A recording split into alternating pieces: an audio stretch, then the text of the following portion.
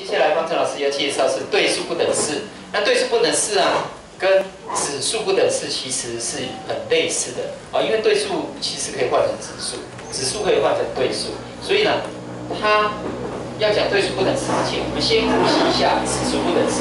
好，那指数不等式的话是 y 等于 a 的 x 次方。那如果有一个 a 的 x1跟 a 的 x2去比较，好，那假如说这边比较大，那请问 x1跟 x2谁比较大？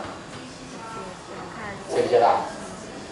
不晓得，因为你要看这个 a 到底怎么样，大于1还是小于1。如果第一个，如果 a 如果大于1的话，那不等式要不要编号？就不用编号，那就照写就好。第二个，如果它 a 是小于1的，那小于1越乘的越多，它反而变得比较小。也就是说，你这个比较大的其实是乘比较少次，它比较小的是，因为它小于1乘的次比较多次，所以上面那个啊会变得比较大。所以它会反过来，就是当你这个小于1的时候，它其实不等式啊是要编号的，要编号。那不管你有没有等号，你有等号就加等号。你本来是小于，那你不编号，一个就要编号，同样道理。那这边也是一样的，我们知道它对数函数它的图形，如果 a 大于1的时候，它其实是长这样，也就是它是一个递增函数。那当我们是一个递增函数的时候，它 x1 跟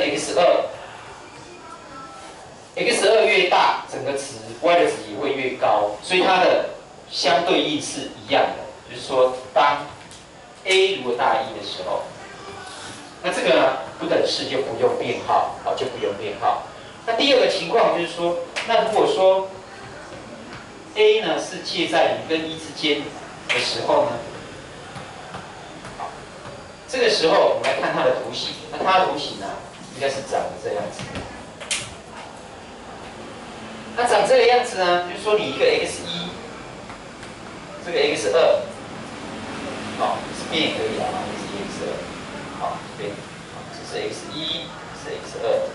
你发现 x2 比较大，但是它的 y 值变得比较低，刚好相反，你的 y 越低了 x 值越大，同样这边也是一样，你的 y 负的越多就越小，那你 x 变得是比较大，好，所以这个呢会让你的 x1 跟 x2啊刚好相反，本来比较大的，那它其实会变得比较小，所以要编号。